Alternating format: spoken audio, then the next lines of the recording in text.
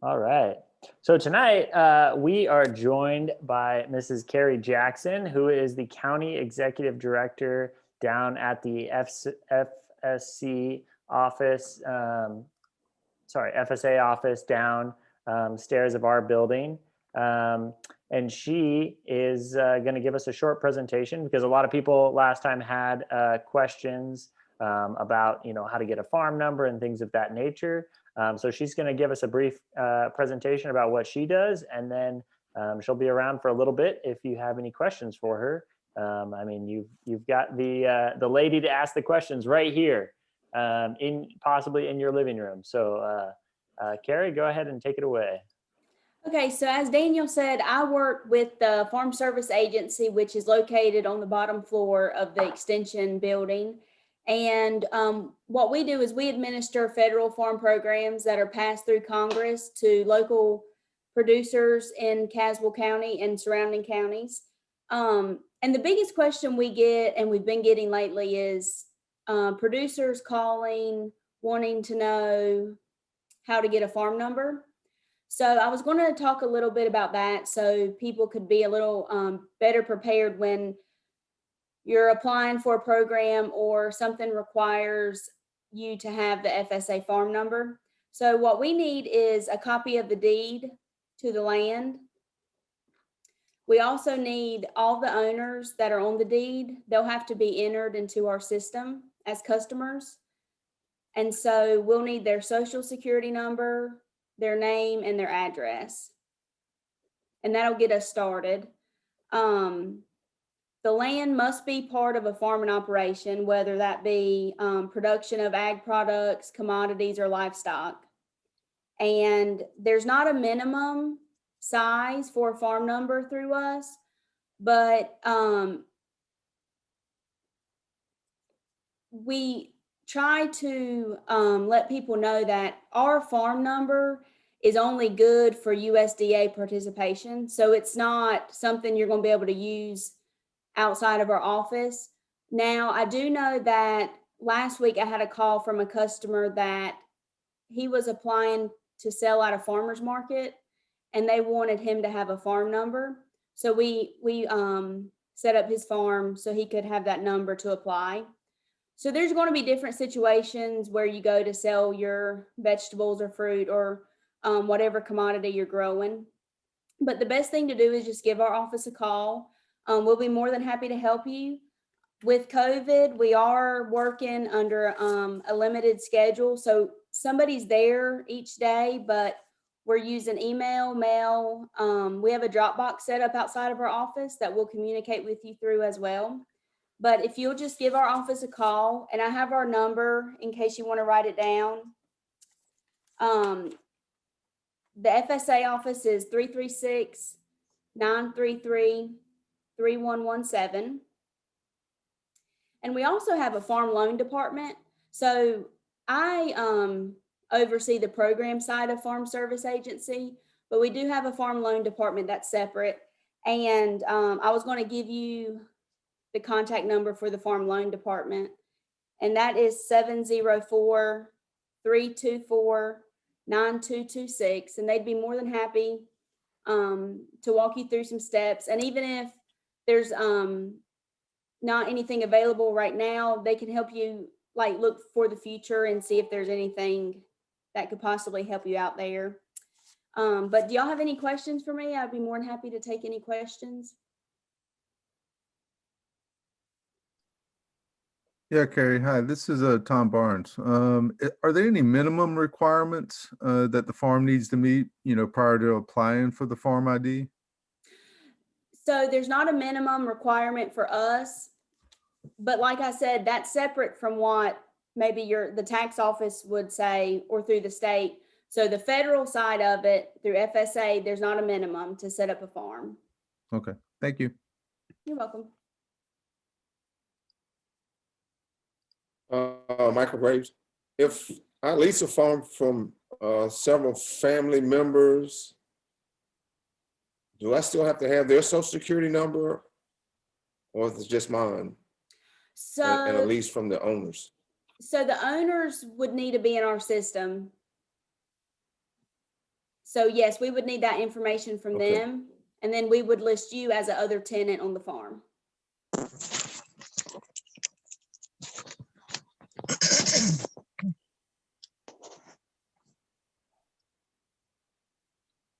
So it looks like Judith asked in the chat, does the number apply to non-edible bamboo?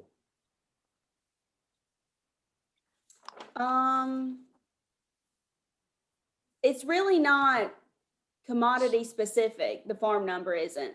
So it goes to with the land. So as far as what you're doing out there, it really wouldn't. We wouldn't ask, we would ask if you're doing something ag related on the land, but that wouldn't justify getting a farm number or not. So I think one distinction to make is that having a farm number does not make you a farm in the eyes of the state, correct? A Right. farm number helps you work with the federal government on various, relief programs and things of that nature, or loans, but it doesn't make you a farm for tax purposes, correct? Right. It's just a connection that we make. So if you come in and you want to apply for one of our programs that we offer, that's how we tie the customer to our program, is through their farm number. But you're right, Daniel, it does not, through the state's eyes, it's just for our program purposes only.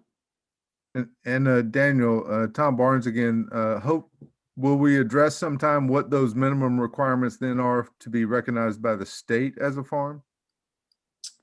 Yeah, we can talk about those. I didn't add those to the presentation tonight, but I can definitely put that together. And I could even, maybe we'll send up a follow-up email with some helpful information about that. Yeah, thank you. That'd be appreciated. That would be great. Yeah, I'll write that down so I don't forget. Thank you.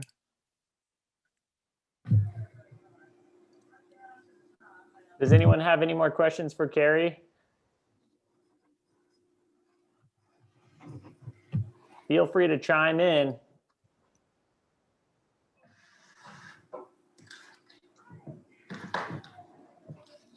Well, I guess since Is no it one's talking, I can ask possible- you this. I have family land. My sister passed away. It was supposed to be divided between us, and her portion went to my niece. When I went to get the farm ID number, they told me in one department that they couldn't give me a number because it was co-owned and it was already inherited. And then the other department, and then they sent me to another department. So the other department I went to said that I was not able to get a number at that department, the FSA department. I had to go back to the department I came from. So I just quit. But it's family land. It's been owned for over 100 years. So my assumption would be there is a farm number already. Would that be correct? Most likely, yes. Okay. Because they've been drawing off farm numbers for as long as the agency's been around. And so most likely what's happened, so there's probably a farm number to it. It may need to be cleaned up a little bit depending on the divisions that it may have happened. Well, it's already been divided now. Okay. She's taken her half. She sold what she wanted, and I've got the balance. So I thought I was kind of waiting on that to pursue it further, Mhm. thinking that maybe that would help clear up whatever the mess was going. Because my uncle had a lifetime right Okay. until he passed away. So I think that was in there somewhere in somebody's confusion. And because I had no idea what I was talking about, I just went home.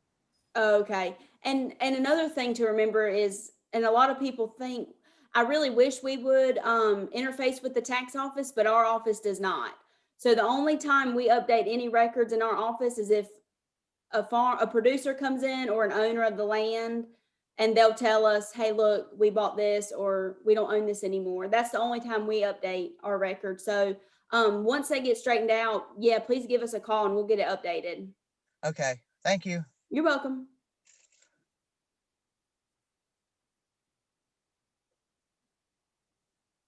One more question about being a tenant. Is there a form that the owners could send to you instead of sending it to me if they don't want me to see their social numbers or something? Oh, yes. Yep. It's a customer data form. So- We call it a 80-20-47, Uh-huh. and it's something I can mail them, email them. any kind of, just give us a call or let them call us, call our office, and we'll get the form to them. Okay. Carrie, can you type that form number Some in the people are very chat possibly? Yes.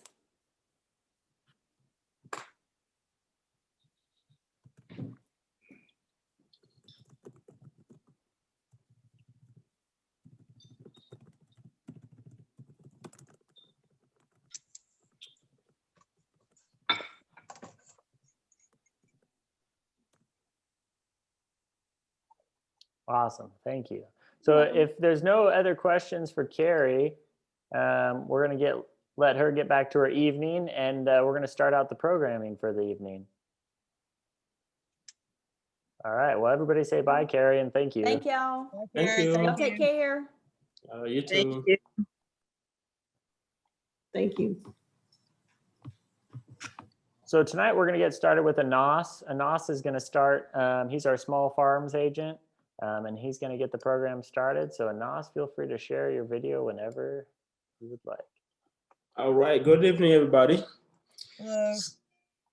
So tonight we will talk a little bit about business planning. My part, the first part will be the business plan, and then the second part will be about marketing. So business plan is basically the roadmap for your farm. So when you write the business plan, you need to include the vision of your farm, the mission of your business, and that will give you a chance to share your short and long-term goals, as well as the step you will go through to be able to achieve those goals.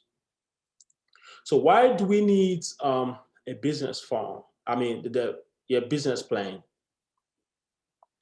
So your business plan will help you manage your farm by stating the ambitions you have for your farm.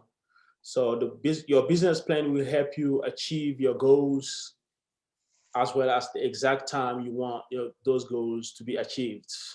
For example, if you're raising chickens, you can say in 5 years, I want to be able to sell 1,000 head of chickens. So that's your goal, and you want it to achieve that goal in 5 years, for example. So you have to put that in your business plan. The business plan will help you tell the story about your farm. How did you get a farm? Why did you go into farming? And did you get it from the family? All those informations. The business plan will help a farmer attract investment and lenders as well. So when you need a loan or you need people to invest in your business, in your farm, you can use your business plan to hand it to them to get a loan or to get them to invest in your business. So those are main components of a business plan. The first part is the executive summary. So that's where you will describe your farm, the name of the farm, the location, how many acres do you have, what kind of farm it is. Is it you raising cattle, you do produce, you're raising chickens, you selling eggs, all that. And also the second part is the company overview. That's where you will tell the story about how long you've been farming, how many years you got a farm, what do you intend to do with the farm. The third part is the industry analysis. The industry analysis is where you will look around, for example, Caswell County, you will try to see if what's the industry here is the agriculture. So what's the agriculture in the Caswell County is the main industry. How people perceive agriculture, how people buy produce, how people buy meats, stuff like that. The next part is the customers analysis. So that's where you look for people who will buy from you. So you will think, if I'm selling eggs, are people in Caswell County buying eggs? How much they're making per year, the average. So how many people are eating eggs, things like that. The competitive analysis is to look around to see if I'm raising chickens, how many people in Caswell County, for example, are raising chickens? So who is my competition? How can I survive? How my business can survive. The marketing plan is where I'm gonna sell. Farmers markets, is it food hub? Am I going to have my own roadside stands, things like that. Our operation plan is how I'm gonna work on my farm. Maybe I'm working full time, but I'm gonna work on my farm after work. So it's gonna be probably from 5 to 8 or on the weekends. All that is in your plan. The management team, so is a family owned, it's just you, who else is part of the farm? Do you have people investing in the farm? The last part is the financial plan. So how do you intend to bring money to your business? For example, are you pursuing grants? Are you looking for loans? Are you looking for investors? So all this information needs to go to your business plan in order to be able to ask a lender or investor to put money into your business. So there's one tool that's very important for those who wants to write a business plan. It's a long process, and the business plan needs to be changed every time. So this, the ag plan, I don't know if people are familiar with ag plan. So it's a tool developed by University of Minnesota. So we were gonna go to it. It's not really complicated. So I will share the link in the chat box after the presentation. Okay, when you go to the tool, that's how it looks like. So first, you go to registration, you put your email address, your name, the state you live in, the country is US, and you create your password and you hit register. So that's how you register. So because I already registered, it will send you back to this page. You put your email address, you put your password, and then you sign in. When you sign in, that's how your page will look like without this. This is the one I created. So you hit start a new plan. When you hit the new plan, it will show you this. So when you go here, you have different parts. The first part is cover page. The second part is executive summary, the business description, and next is operation. So in each one, for example, the first one, executive summary, if you go underneath, you see a business description. So you go there, and then you have a space where you write all the business descriptions. So if you look here, you can see that they give you tips how to write the business description. You have resources. Those are the links you can go to, read, and learn how to write that part. And they also give you samples, example of 3 different farms. Organic production, this one is a beef, and then this one is a dairy farm. So you can read how they wrote this part, so that will inspire you to write yours. So that's what you do for each part. For business description, you go down to the mission statement, you can read it, and then read the example as well, and then write it here. You go to the goals, do the same. So that's how you do step by step, all the way to the end. All the way to the end. Then the last part is the financial plan. So after that, let me go back. Okay.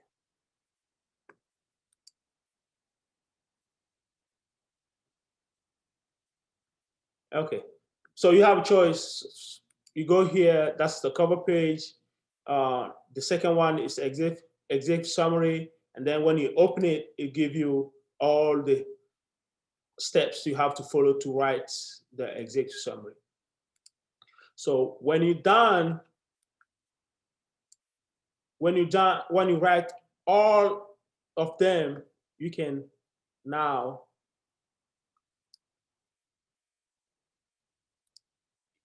print.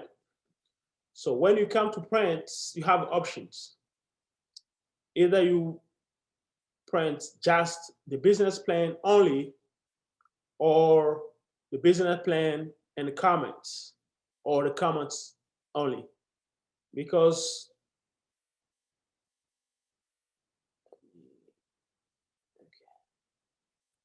let me go see if I can find the draft that I did. Okay, so when you come, you have an option. Either you do the business plan only, or the business plan with comments. And you have an option. Either you can print it in words or print it in as a PDF. So if, for example, you take a PDF, so that's the draft that I did. So that's how it will look like. So your business plan will look like this. So it depends how many pages you have. So it's not very difficult. Let me go back to,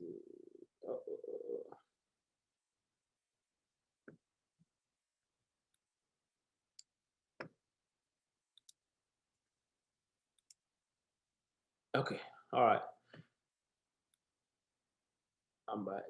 Okay, so the another tool you have is, if you look at this example that I have, my business is called Small Farms Plan. So if I want to share my business plan with somebody, I want to probably read my business plan and give me a comment, or I can give him a permission to change what I wrote. So after I finish my business plan, I will put the person email address here. And then I will choose reviewer access, either a comment only. So I will only let them comment. So I will go and fix my business plan, or I will give them permission to edit and send me a comment as well. So you add that reviewer. So when you add a reviewer, it will send the person an email. So he will go to his email and he will see your business plan. He will be able to give you comments or be able to edit if I gave him a permission to edit.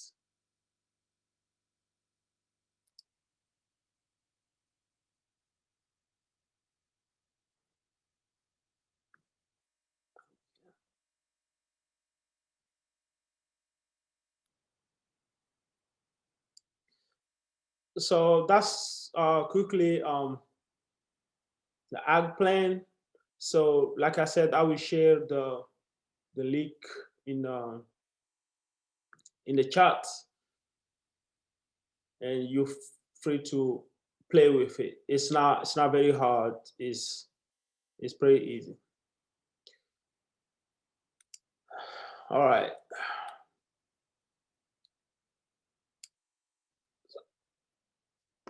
So the next step is we will talk a little bit about the marketing strategies that you probably need for your farm, especially small farms.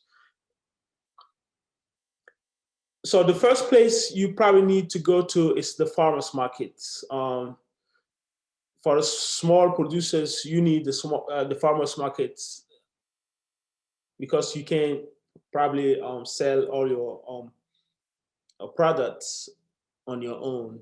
You probably need to go to the farmers markets.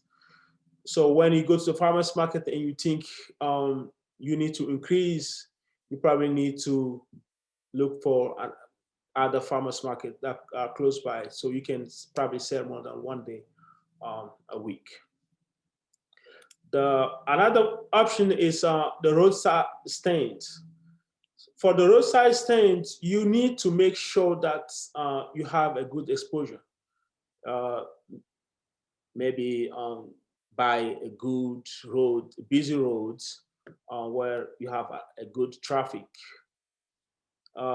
You need to have a good, knowledgeable salesperson because they will have to tell the story about your farm, tell the customers how the product was grown, and maybe help them to figure out how to cook stuff that you are saying sometimes. So you have to have a competitive price because you may have competition close by. So that's another downside. But so the other way is probably use the CSA model for your roadside stands. You can have a discount section as well. If the tomatoes are not looking good, you probably can put them on the side and probably put them 50% off for the people who wants to get that. So the next one is CSA, where people are paying upfront before you harvest.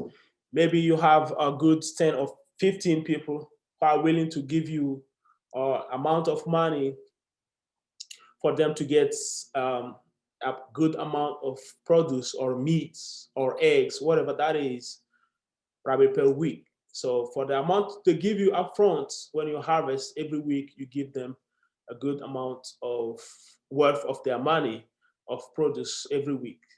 Well, in that case, that means you have to have your produce or your products available for this amount of weeks. If you promise them for 12 weeks, you need to have those products for 12 weeks.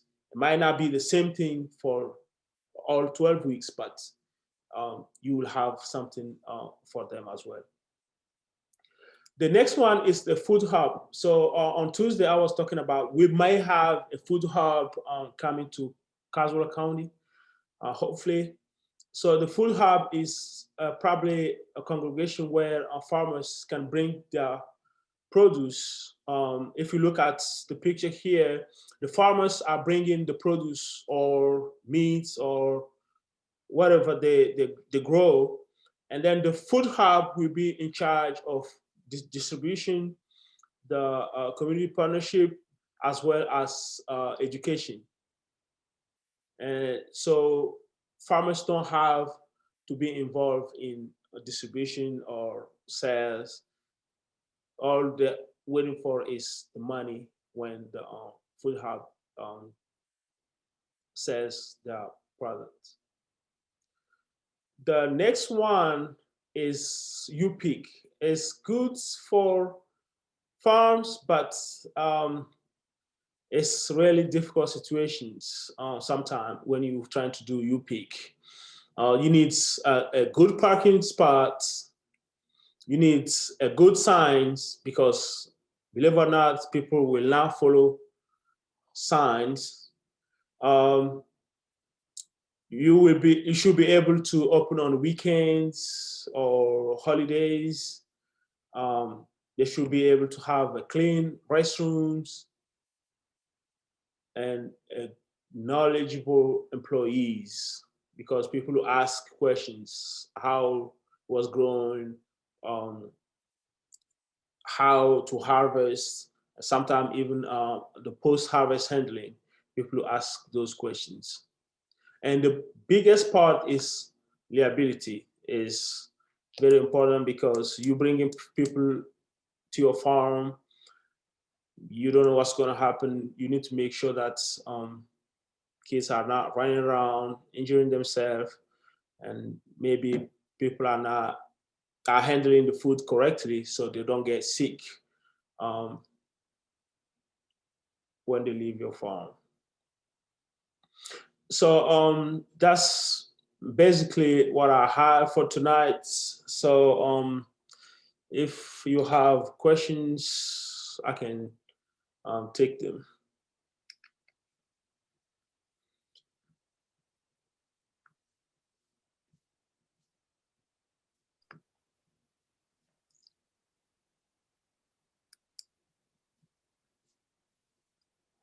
So when you go to the food hub, Yes, they're ma'am. actually buying the product from you?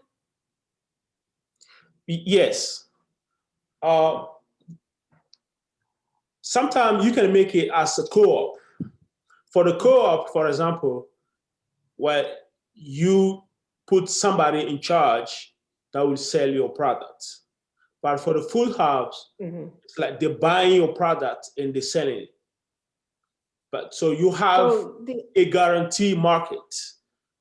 okay, so I'm actually going to be doing fresh or frozen. The hardest part is looking into laws, which I've discussed with Daniel a little bit, and he pointed me to the right direction, and I found information, but I guess I have to call because the laws aren't clear, especially if you do less than 1,000 chickens, you can do them on your farm. But to figure out, do you need a certification to sell them, say, to the food hub or to the farmer's market, especially if you're going to, either it's going to be fresh or be frozen, because I hope to get in also to a few ducks, a few quail, and quail are fine to sell in North Carolina, and turkeys, besides lamb. But the lamb will be slaughtered, of course, at USDA. So basically, if the food hub actually come, you're gonna have to meet with them. They will have the rules. They will have all the information for you, because they will be the one handling all the educations, Okay. all the trainings. So if they have to train you, they will. If not, they will be in charge of taking care of that. So if in your contract is okay, just bring us every week, probably 50 chickens. That's what you do.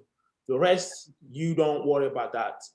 Unless there's a problem, they will come to you and say, okay, now we need chickens, 50 chickens, but we want them in a certain way.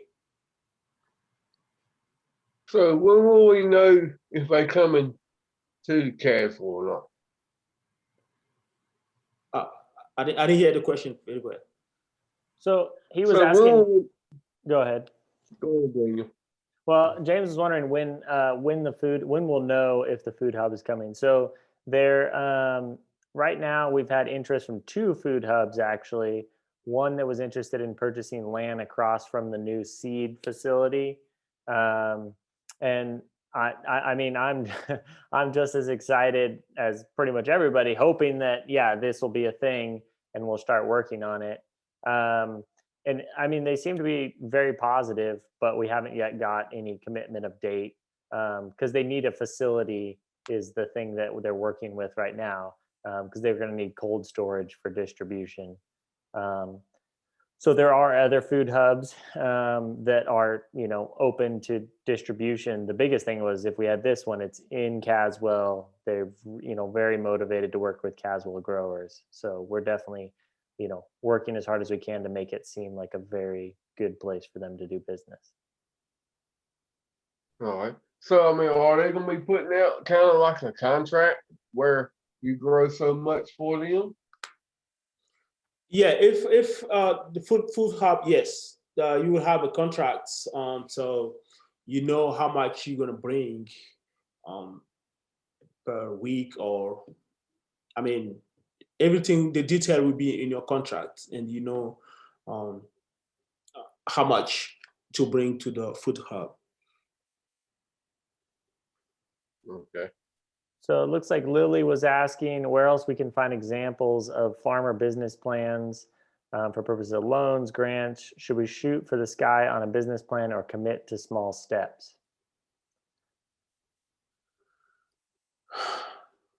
Well, so one nice thing about a business plan is you can, put it in there, your phases of your business. So, you can say that, you're starting with a really small business that's going to evolve into something larger. And actually, people would probably rather see you progressing as a business rather than just say, we're going to have 1,000 acres of production in, the first year or something like that. You want to say, oh, we're starting real small. We're doing these small things as, capital or whatever becomes available. Anas, do you know of any other examples where they can find farmer business plans? Written already or a template? I think most universities have one. I think Virginia State University also has most extension programs that have like a small farm outreach program like A&T does will have some sort of business template or class that they offer for small farmers specifically. Yeah. So there are templates for business plan, but they will look like ag plan. So you need to go there and fill out the space to write your own business plan. And then there was another question in the chat box from Kelly Chapman. How much liability insurance do you suggest? I suggest going to an insurance professional or broker and then that's the other thing is you need to have your plans together and exactly what you're going to do because you're going to assume liability selling any sort of product and whoever your insurance broker is needs to be made aware of anything you're doing with your business so that you are covered, because you are assuming liability because you're selling products. So talk to an insurance professional.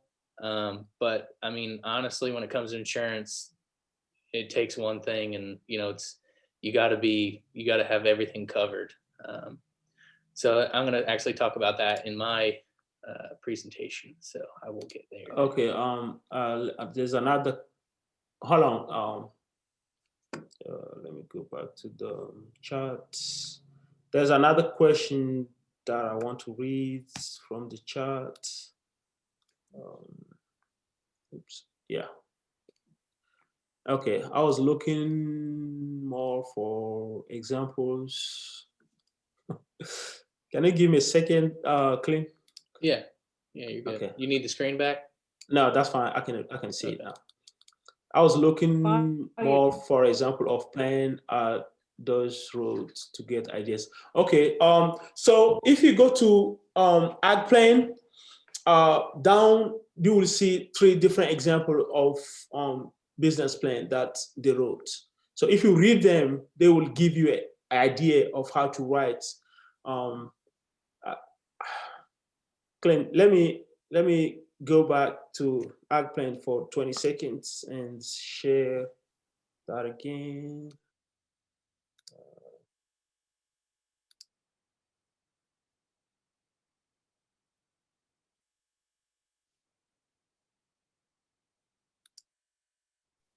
While he's sharing, I would also say that there is a nonprofit group you can find online that's called SCORE, SCORE, and they have a lot of business templates and offer to match you with mentors who volunteer. It's a nonprofit organization.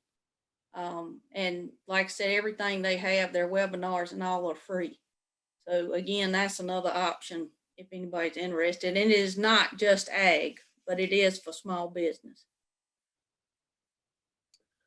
Kelly, can you type that in the chat box so that people can write it, make sure they write it down right so that they can find that info?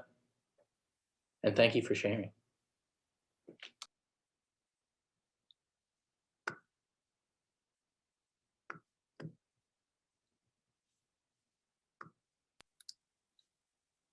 Can I ask a question? Could someone tell us how to make the chat work? Well, we've tried writing things into the chat and put it in for everyone, but we don't see the notes.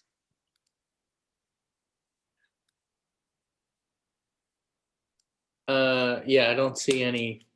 So you do have access to the chat box. So you have chat open and you can type it there. Are you, after you type your question, you just have to hit enter to send the note that you want to send. Are you seeing that or no?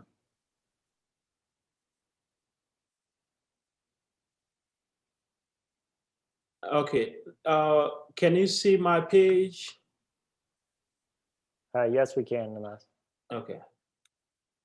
All right. So this is example of farms. This is actually a business plan that was written.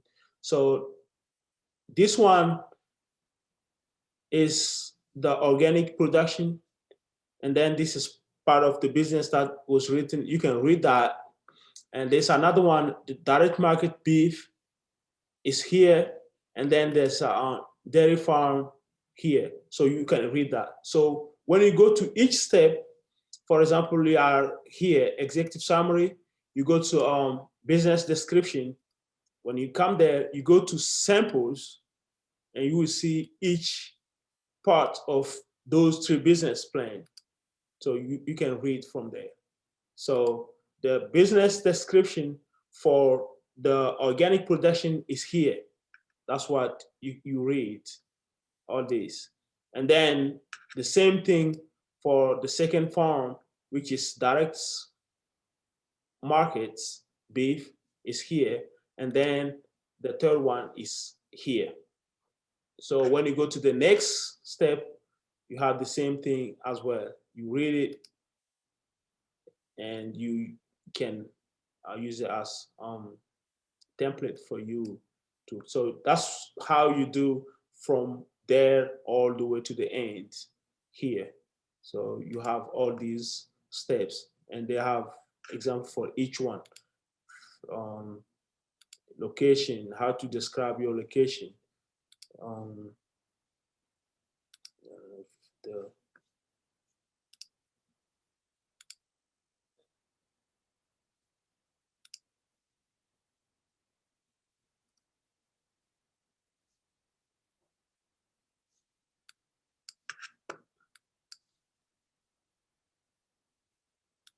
Ask a question. So I guess Yeah, go Okay. ahead. Judith had a So- question. Go ahead, Judith. Yeah, you were saying that the business plan needs to reflect short and long-term goals. What if when I develop my business plan for what I think are my immediate goals and my long-term goals change? So I was Yeah. wanting to initially start with bamboo, and I thought about having some goats. I've since learned a lot about goats and don't think I want to mess with them. So what if I had done my business plan already and decided that I don't want goats, maybe I want to do sheep or medicinal herbs or something like that? How does that impact the plan? Do I have to do another plan? Well, you that's- have to go back and change it. Yeah, so when you, the location, for example, is not going to change. But if your plan was to raise probably 2 acres of bamboo, now your goal is going to be probably raise 400 of goats in 2 years or 4 years, for example. So So then the you're business saying it doesn't plan, the matter. business plan doesn't stay the way it is for years. Every time you go back and make changes, you keep it and you make changes every time. So you're constantly updating your plan as Constantly your goals updating your change. business plan. right, so your plan is never going to stay the same no matter what you're doing. And there's always, people understand, and lenders also understand as well, is that businesses change, plans change, things change, but it's how having your business plan and being able to refer back to it and then being able to adjust kind of on the fly what you're doing that's the core of having a business plan is so you have that piece to reflect on So you of, need to change it, right, exactly. like But when you, you're approaching another lender, let's say in 2 years, I've decided to now do sheep instead of goats. Do I change it because I'm approaching another lender, or is this, I'm confused as to where do I keep my business plan? I understand I take it to a lender, but then, I mean, what do you do with it? Where does it stay? What are we doing here? Is that like your deed? Do you just keep it in a box, and then when you decide to make another change, you just update it, Well, put it back in the box? one of the big benefits of a business plan that you're already finding out is as you go to work on your business plan, you have to think through all these things that maybe you haven't thought of. So a business plan can actually be a really great planning tool to help you work through the different components of your business. But really, a business plan is kind of like a farm number in that it serves a purpose for various things. So if you want to get a loan, if you go into the banker and you say, I want to do this, I need a loan, they're not just going to be like, oh, it seems like a good business. They're going to ask you for a business plan, or a variety of things, want a business plan. So I don't think you necessarily, like, you don't have to do a business plan to be successful, but a business plan really does help you work through your business and all the steps and kind of think of the things that sometimes are harder to think through without having to write it down. I understand. Okay, can I ask one more quick question? Yeah. You were talking about liability, and I don't know if I missed part of that or not, but they were referring to like food products and needing liability insurance. If it's non-food products, do you also need liability? So I know about the NAP or whatever that is, to insure your crops against disaster, that kind of thing. But yeah, I would think the liability would be for food products. Is that correct? Yeah, so we will talk about insurance a little bit and kind of some of the options. And then at the end of my presentation as well, I'll talk about resources because, yeah, all the specific questions can sometimes be more tricky because there's different regulations and things like that. And we'd also be happy to work with you individually. So if, yeah, you're having issue figuring out if you do need liability insurance for a specific product or something, you can reach out to us and we'll work with you individually. And I'm in Chatham County. Can I still contact y'all? Yeah. that's fine. Okay. You can contact I find us. Chatham a little difficult to work with. They're not very enthusiastic down here. But I've spoken to other agents in other areas, and y'all are really, Martha Mobley, one of my favorite people in the whole world. She's got all the answers. I love Martha to death. And I've met other agents also who really give you the confidence, to move forward with this. And it's not quite so scary. It's a little difficult down here in Chatham. They're not as enthusiastic as some of the other agents I've talked to. So thank you. That would be we'll great. try and help you in any way we can. So Clint, do you want to go ahead and get started? You can share your screen. Yeah. All right, you good? Everybody can see that? Yes. All right, so we're gonna jump into this fast and hard. So if you got questions, let them roll on. I'll have Daniel check the chat box as we go. So obviously finances comes down to income versus expenses. Pretty simple. Everybody knows this. The difference between these two categories is your cash flow. Obviously you don't want your expenses to exceed your income and cash flow because that means you're in debt. So, pretty simple stuff. So the best way to do things, I think, is set up an Excel sheet on the computer or have a scratch notepad or something that you always carry around. But you need to be tracking your invoices and your income. A great tool is QuickBooks. QuickBooks is pretty adaptable to most small businesses and what you're doing, and especially agricultural businesses. It works pretty good. But you should be tracking everything coming in and going out of your business. Always be tracking. Expenses, obviously these can't exceed your cash flow and your income amount. If you don't have it, don't spend it. Unless you're going to seek a lender or things like that, you get into, borrowing money to improve your business. Obviously, these are all things that are going to happen as you evolve. But make sure that you are always keeping aware of where your finances are in your business. Depreciation is your best friend, especially when you're starting out. This is actually a picture from our farm at my house. We built a new barn, and I didn't have a lot of income in those first couple years because we were just, it was my wife's family farm, and we were putting a lot of money back into it, building it back up. We made a lot of huge capital investments like barn and other pieces of equipment. So I didn't have a lot of income, on my tax statement. So I didn't need to depreciate a lot of stuff. But the following years after that, after I made these large capital investments, I had a lot of income come into the farm, and I could offset that by depreciating different things that I had bought in previous years, to combat that. So I didn't have to pay a lot of tax.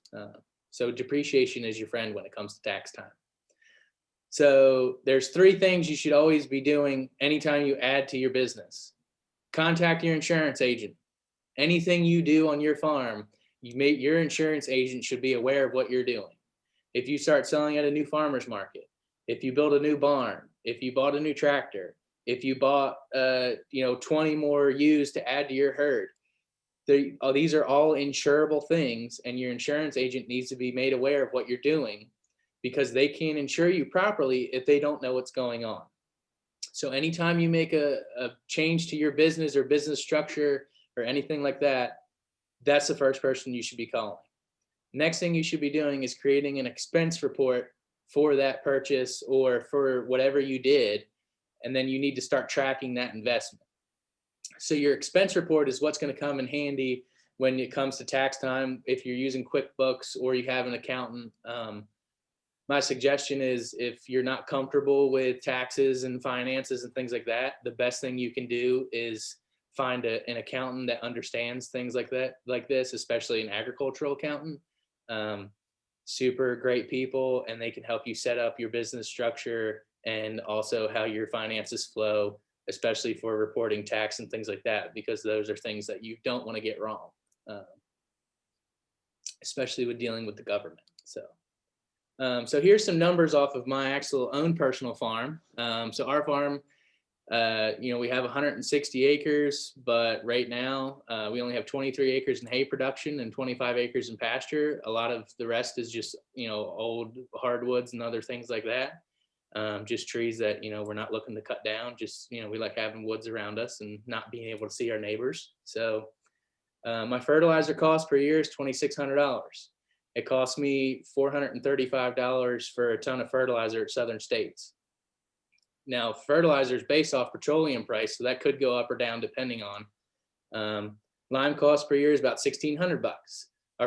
Our fuel cost per year for our hay production on our farm is $500. And I try to reseed about every 2 years, run through with the drill, and that's usually about $1,600 worth of seed. Now, this doesn't include my insurance, taxes, and other expenses I have into the total farm. This is just what it takes to make a bale of hay or have that pasture for my animals to eat. And this also isn't including fence and other things. This is just a rough sketch. So total hay costs about $4,200 to produce our hay on our farm. That gives me about 3,000 total bales a year. So the cost per bale, according to my numbers, it cost me $1.40 to make a bale of hay if everything goes right. So this isn't including equipment purchases and maintenance. So keep that in mind, because I don't want everybody to think, well, I can make hay for $1.40 a bale and I can sell it for $5. I'm gonna just start doing hay because I'm gonna be making money hand over fist. We're gonna get there and you'll see why. So pasture, $2,100 to maintain my pastures a year usually. We own and board a total of 21 horses. We only feed hay, in the beginning of December to mid-March. I figure on feeding hay about 110 days on average, and we usually figure on about a bale per horse per day. So that means that I need to have, for 21 horses, 110 days, just rough estimate, about 2,500 bales. Well, if I'm producing 3,000 or, a little over than that, that's just extra hay that I can sell and try to recoup some of my costs. The biggest thing is this right here. I have roughly about $60,000 just in hay equipment alone sitting on my farm. Do I need 4 tractors to make hay? No, I could do it with one, but we just happen to have 4. We have 2 balers. We have a baler that we use as our main baler, and then we have an old backup baler that gets pulled out once a year, and just if we need it.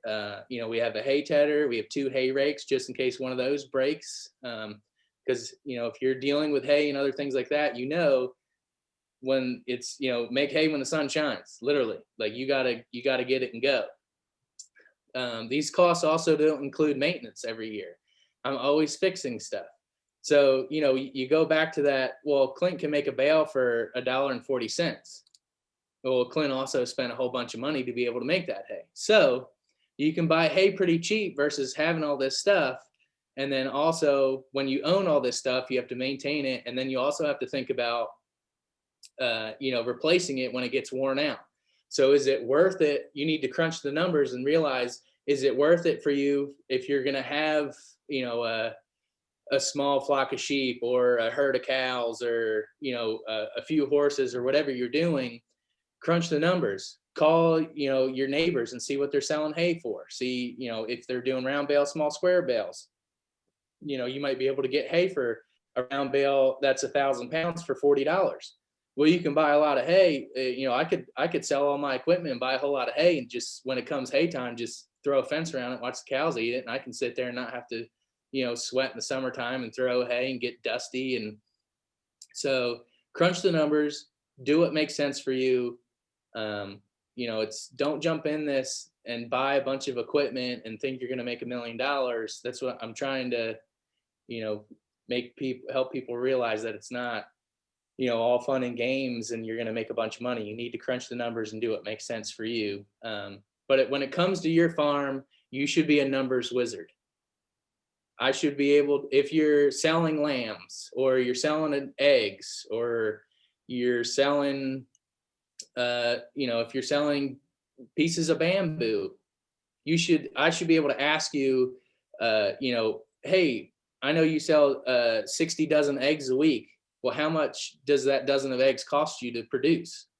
Well, you should factor in your feed and your water and your electric and the cost of buying those birds and spread that out over that time margin of, when they're going to be producing those eggs, and then see what you're selling them for, and then crunch the numbers for your profit margin. You should be able to spitball all these numbers. I should be able to walk up to your farm tomorrow if you're selling lambs and say, how much do you sell lambs for? Well, I sell lambs for X amount of dollars. Okay, well, how much did it cost you to produce that lamb? And you should be able to tell me. And then you should be able to tell me your profit margin. And then once you know all these things, it helps you keep track of what endeavors on your farm are the money-making ones and what ones, there might be one that's making money, but if you expand item B versus item A because item B gives you a better return on your investment, you're going to be more profitable in the long run. So you should have sheets, Excel sheets or a scrapbook paper, whatever you need, and you should itemize each endeavor you're doing on your farm, what it costs you to produce that, what you're selling it for, and you should be able to recite these numbers to me or anybody else if I ask you. You can come to my farm and ask me what it costs to make a bale of hay, what it costs me a day to feed a horse, whether it's wintertime or summertime, how much that horse board, gives me back on my investment. You need to track all these things and be aware, because all this stuff is going to make you more profitable.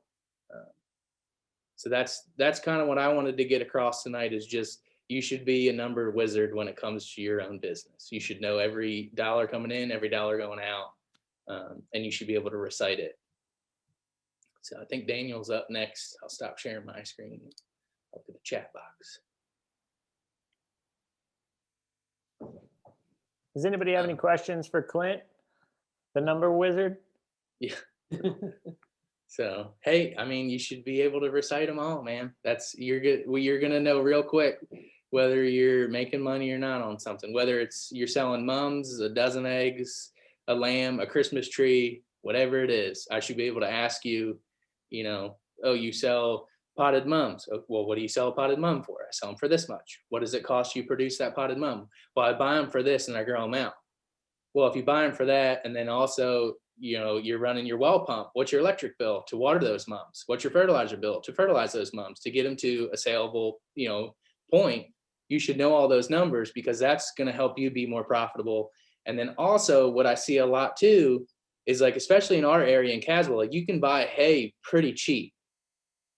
You know, people are not tracking their inputs to making their hay, and they're really underserving themselves selling it. Like you and I are getting a great deal, but they're really underserving themselves by not crunching the numbers because they could be making a little bit more money and being more profitable. I think a lot of people are just, you know, this is what we've always sold it for.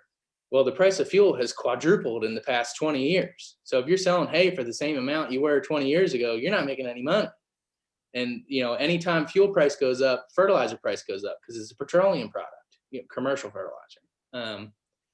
So just things to think about. Just be a number wizard. All right, so I went ahead and put a couple links in the chat. A great article on how to start a farm in North Carolina and kind of what that means, mostly pertaining to that question. And then also the actual definition for tax purposes, what a farm is in North Carolina. And that link, that second one is to the big thick book, but you can summarize it in those first few sentences that I quoted there for you. Okay, so I'm going to be talking briefly on business structure and then some resources that can kind of continue this conversation, helping people with their business. So the two most basic forms of business structure that we're going to talk about are sole proprietorship and limited liability corporation, or you often hear people talk about an LLC. Now, these aren't the only two types of business structure. There are plenty of other ones, but these are the most common ones, and I think the most valuable for like this group. But you know, if you have a more complicated situation, definitely reach out to some of the resources that I'm going to provide later, and they can help you decide on what the best business structure for you is going to be. If you're working with, you know, siblings or partners, or, you know, it's just far more complicated, or can be a lot more complicated. So a sole proprietorship, the most basic way to run a business in the United States, and you're already doing it. You already set it up. It's you. You're the sole proprietor. That just means that you are your business. Everything you do is your business. Any money you make is kind of just, you know, it's part of the business. One piece of advice, if you are running your business as a sole proprietorship, it's recommended to open another bank account. So open a completely different bank account. You could even use a different bank possibly, but a different bank account, maybe get a different credit card, and that'll really help you keep the finances separate from your business. And like Clint was saying with your money, you know, if you're not keeping track of your money, well, then you're never really quite sure if you're profitable or if you should be making that investment. So separating your banking is definitely a good start to doing that.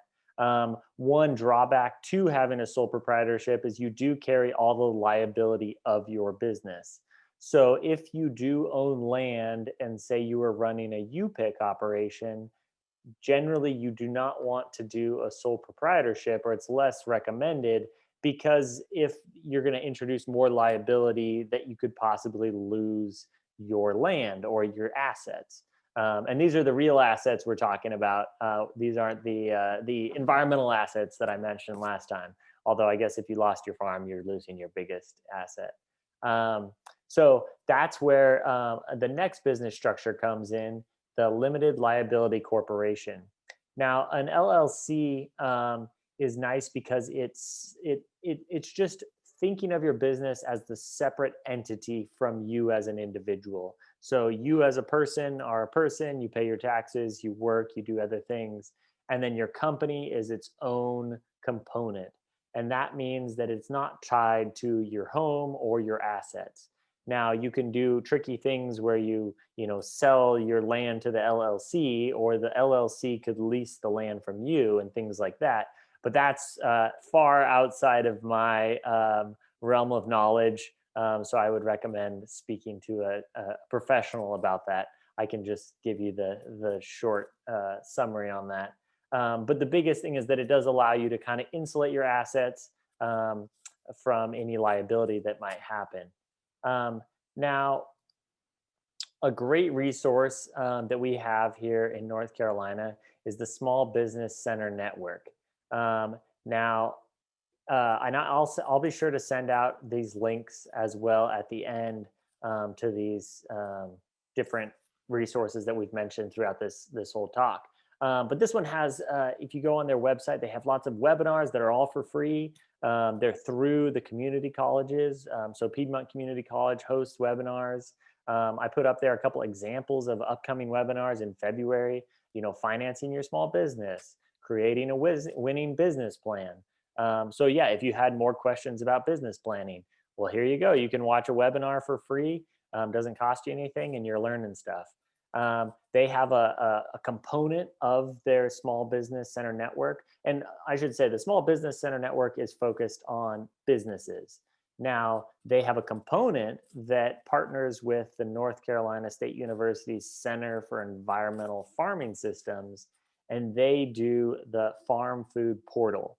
So that's that other link on there. And now this is kind of combines what Anas was talking about, Clint was talking about, and then now what I'm talking about. They talk about market research. They have links for data. If you were curious, how many people are in North Carolina and how many people live in Caswell County? They have all this research that you can just mine and try and figure out, is this actually a good market that I want to do? Is there actually a demand for this? So you can really dive into that. There's tons of information on that website. They also have an area talking about grant availability. And then one that I think is really common, it sounds, with people with their questions right now, is understanding the regulatory requirements to run a business.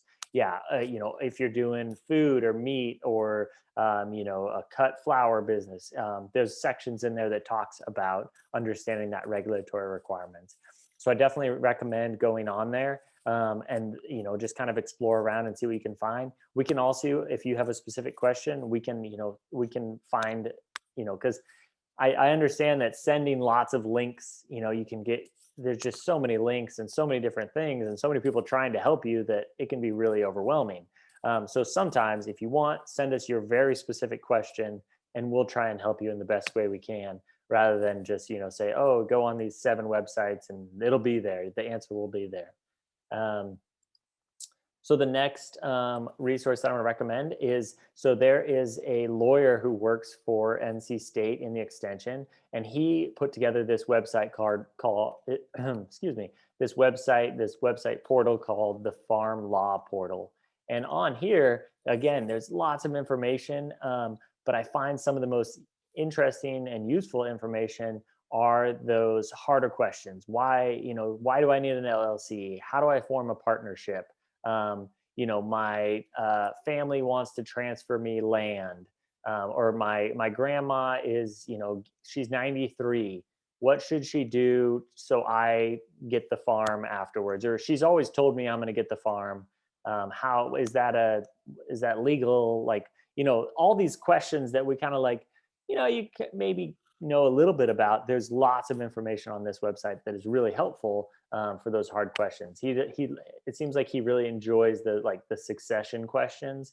So if you have succession questions, how to make it clear that, yeah, that land's going to pass in your family, definitely go to that website. Robert Brannon is the guy's name, and he's great to talk to. So definitely reach out to him if you have more questions.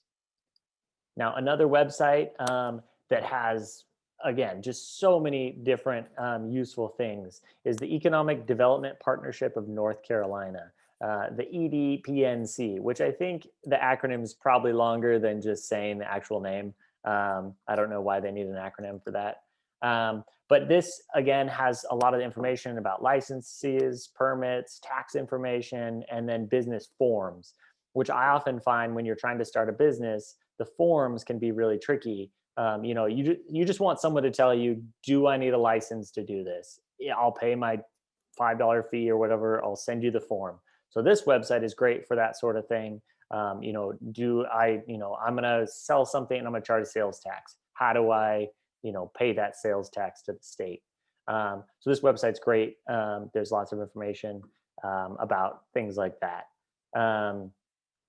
So that's actually all that I have as far as resources and information. And I'll probably do a follow-up email tomorrow, just kind of with the links and what has been posted in the chat room. But for now, we just wanted to open it up. If anybody had any questions or discussion, again, I mean, Zoom's the worst. If this was real, we'd be in the back of the room chatting, and you could pull me aside and tell me a story. But we're on Zoom, so we're trying to make the best of it. But feel free to ask questions, and we'll stay here as long as y'all want to. But if it's ice cream time in your home, feel free to sign off. Just give us a wave, and I'll send you an email tomorrow with some information. And if creating an expense report or something like that is something that you want to do, just give us a call, shoot us an email. In the follow-up email, we'll have all of our email addresses listed as well. And we can help you set up Daniel's great at computers. He's better than I am. I'm not a super tech wizard. But we can help you set up an Excel sheet if that's what you want to do to track your expenses and incomes, and just to give you a reference point to be tracking those financial things on your place. Or if you want to just have us out and walk around your farm and just say, what am I doing wrong? What should I change? What do you think about this or that? All right, well, nobody's got any questions, so. Well, there's something for you, Clint. Somebody said, just send money. Just send money. Mm-hmm. Send me money. I bought a lottery ticket. That lottery's up there now. Yeah, I was gonna say, I think we're missing 1 or 2 people tonight. So my guess is one of them won the lottery. Yeah, I bought my ticket. I don't know if I won yet, but so yeah. Thanks for you're coming and listening, and And then your number evening with wizard. us. I've got a I have a question. question, Clint. Sure. So say I'm producing eggs and I've got a surplus of eggs because I haven't sold them. Can you donate them to one of the charities? And I can look. Let me look into that and get back to you because I'm not sure where eggs fall. okay. I don't know if Michael, do you guys donate any if you have a surplus of eggs with PPFG or anything, or no? We do some with some of the churches. Okay. The Methodist Church, they have a food bank. So anybody with a food bank, I'm sure they'd be glad to have them. Okay. So if you can identify the food banks in the county or outside the county, they'd be glad to have them. Great. Lisa asked, do you feel I farmland was gonna prices ask- will increase at a higher rate in the next few years? I mean, it's the mercy of the market, really. It could go up, could go down. I don't want to say anything and then you go buy a Don't commit to farm. anything. The farmland prices will be doing what they will be doing in the next few years. Yeah, who knows? I mean, that's unpredictable. I wish I had a crystal ball. Can you tell me how cow price is going to do in the next 6 months? No, I wish I could. If I had a crystal ball, I'd be selling some steers too. But we shall see. I don't know. They keep, the market changes every day. I watch the futures, and then you watch the futures, and then that 6 month future becomes the present day, and it's not what they said it was going to be. So the biggest thing you can do is just keep watching it and watch the trends. Yeah. I know one of the websites, Daniel, you sent me to, I don't know if it was NC is it D&T or something? But they had a great spreadsheet already made for sheep. And all the expenses on there and profits. Okay. So- Yeah, I think you were working with Clint on that one, actually. I believe Okay, so. Yeah. Yeah, I think I sent you a guy's spreadsheet that I got. He's the beef coordinator at A&T, mhm. Aaron, and he does I think he does Katahdins and St. Croix sheep, but he's like I'm good with my numbers and like, you know, I can recite them, and that dude is like me to the 10th power. I mean, it's crazy. He's got it all, like it's cool. So yeah, if anybody's thinking about doing small ruminant anything, I can send you that stuff as well. I got it on my computer. Just to look at his spreadsheets is pretty cool, and how he has everything, you know, categorized expense wise, and it's pretty cool. Yeah, Judith, I can send you that. And the other thing is, when you said about community, to me, that's really important because, you know, my neighbor across the street helped me with a lot of things. I mean, we did seed my land, and I did put the lime on it. But I mean, he seeded the whole thing for me, and he didn't want a thing, even though we rented the cedar from Southern States, and I bought the seed, you know. But he's really been good, and we talk back and forth and deciding about the hay business too. So that's really important. And for me, I might even convert my hay field because I'm at the mercy of whoever's going to bale for me. Right. So I would rather buy my hay and put more into production. Right. And that's, you know, that's something else you need to think about too, is like if you want to get some land that you have hayed, you know, and you don't have the equipment, well, the guy that's going to do your hay is doing hay at the same time, and he's doing his too. So he's going to do his first and then come to you. So yeah, that's, you know, it's definitely, I tell my wife all the time, it's like, if we're doing, you know, it's like middle of June, 95 degrees. I'm at work all day, get home at 5. My father-in-law started baling. I have 300 bales to pick up before it gets dark. I got 2 kids to put to bed. I look at her and just like, we could sell all this equipment and probably buy enough hay for like years, and then we'll just figure it out. It's a lot easier, but you know, I can make it a lot cheaper than I can buy it, and I have the equipment. So I think about it a lot of days though, that's for sure. Do I need to sell 5 steers each week to spread the profit? That's up to you. That's a crystal ball question. Because if you sell 5 steers each week to spread the profit, you're selling 5 steers each week. So you're hauling them down there each week, and then you're also spreading your expenses because of all the fuel costs and road traffic. But does spreading the profit work? Generally, not really. You know, you just got to watch the market, be aware of where it's at, watch the trend, you know, and sell.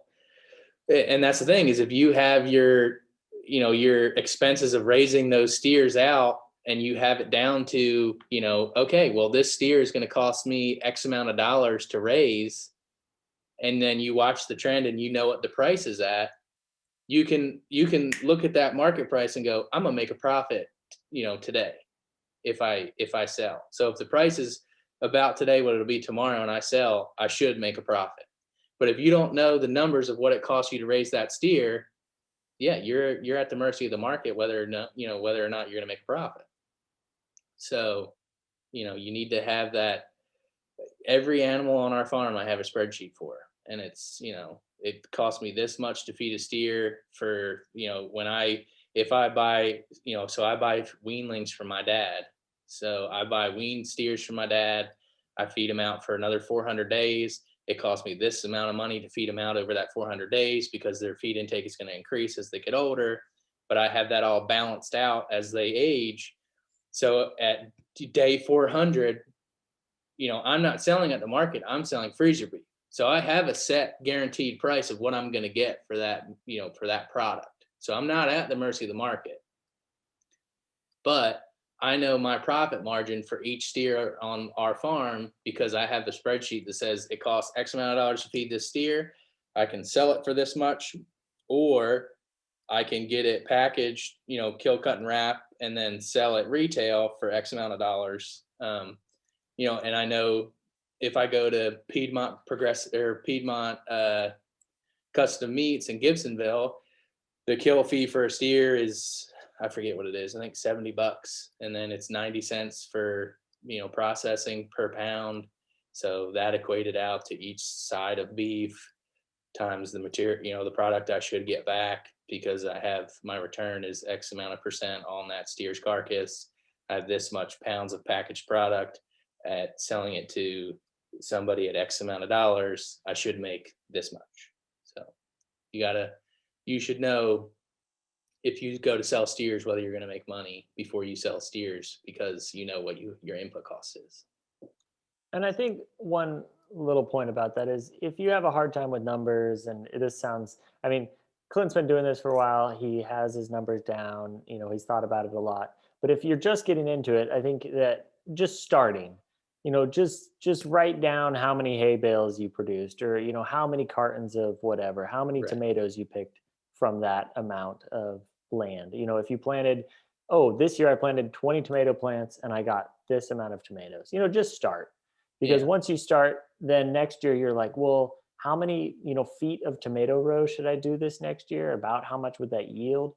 And then you say that next year, you say, oh, shoot, I should have recorded the weight of the tomatoes because now I'm selling them by weight or something. You know what I mean? So, you're learning and you're figuring out what you need to do. The biggest thing we see a lot is that people have no idea what it costs to produce something. And they assume that, well, if I have, more cows or more hay bales or more tomatoes, I'm going to make money.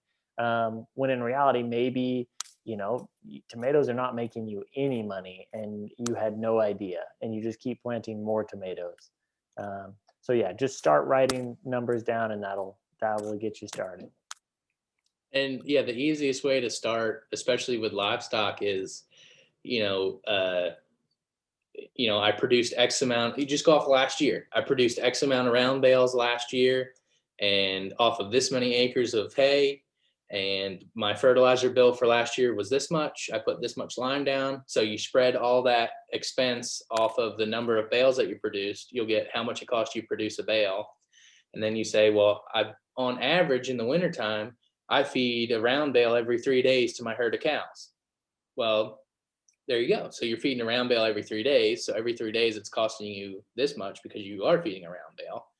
And then because you had those cows, so what is their maintenance cost through the summertime? And then their calves, what is it costing you after weaning each day you're feeding them? How much is that costing you versus, or should you just sell them right when you wean them, kind of thing? So yeah, I mean, if you need help with any of this stuff, reach out. I'm glad to sit down, due to COVID stuff, I'll sit down outside with you at a picnic table or whatever. We can do anything, social distance, and I can help you. All I need is receipts of expenditures for what you had for different things, and I can help you set up some sort of financial spreadsheet to see actually what your profit margin is. So, but yeah, if anybody's got other questions, that about wraps it up though.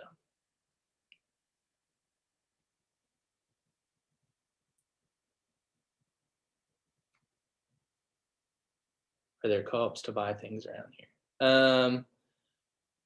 Yeah, I mean, it all depends on what you're producing. So like, Michael, are you guys still looking for more? I know you guys were expanding again. Are you looking for more egg producers or no for PPFG? Well, and she's down in Chatham County too, so it's possible that that might be too far. Well, that was Cheryl who asked that. She's in Gadsden. Oh, sorry. Because I know she wants to We're get in. still looking for- Because she's into egg production. Right, but are there co-ops to buy, say, feed at a discount price? Oh, yeah. I mean, it's, yeah, so if you're buying bulk feed, so there's a local feed mill, actually in Hurdles Mills, which is, it's just outside of our county. It's right on the county line. It's actually in Orange County. But they have pretty good prices, local, family-owned co-op. And then also Southern States, if you buy, they have their per bag price, but if you're going to buy a pallet at a time, make sure you ask, well, if I'm buying this much, can I get ton price? And it should take off, at least a few cents on the pound or something like that, or, a few cents on the bag or something.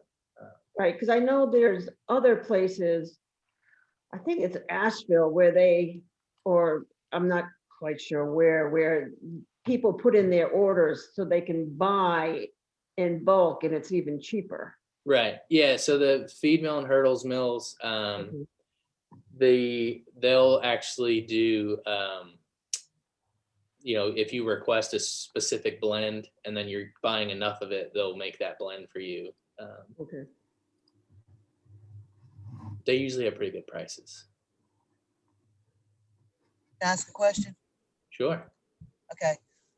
Back to this bamboo thing. I have been in touch with a professor out at NC State who sort of runs the bamboo thing out there. And from my understanding from him, I would grow it. He has offered that there would be people to come in and cut it, but I think I'd probably do it myself the first time and then just sell it back to him. Is there any advice in there anywhere that I should be aware of? For bamboo specifically? Yes.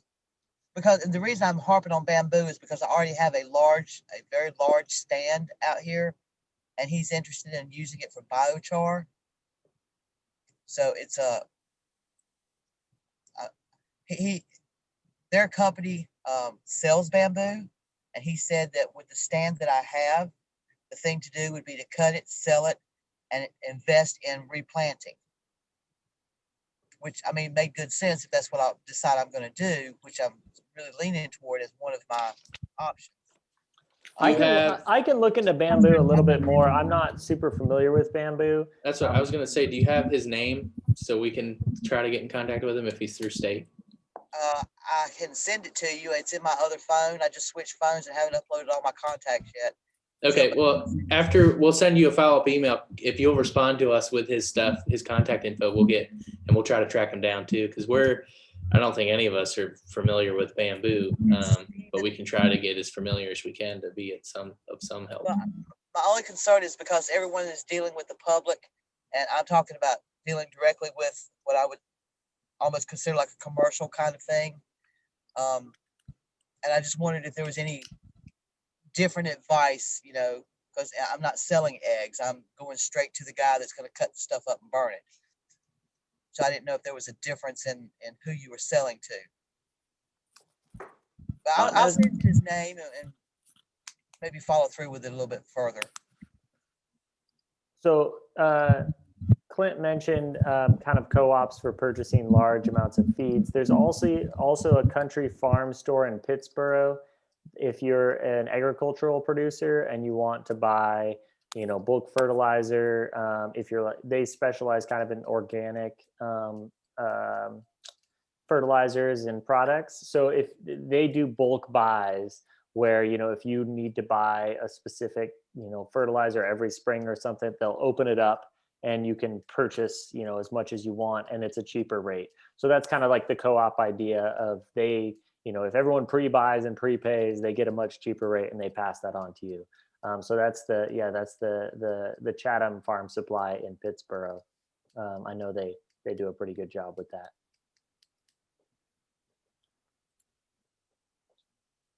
Yeah, most places do cut you a break on bulk stuff. You just gotta ask for it, because that's what a lot of people go in and especially a lot of first time farmers or small farmers that are just starting out is you kind of go in, it's your first time buying fertilizer, you're a little intimidated, and it's this is the price, and you throw the bags on the back of your truck.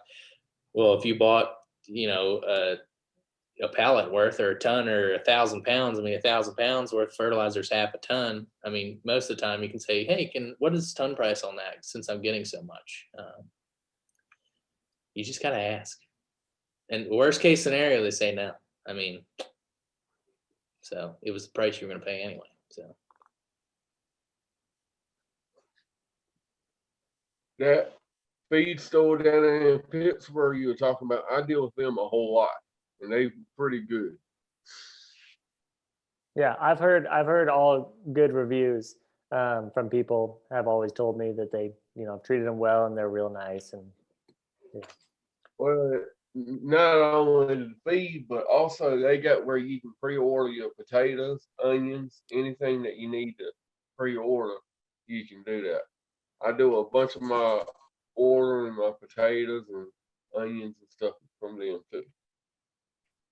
that's good to know. I didn't realize that they were doing that too. That's awesome. Thanks for the info. Yeah.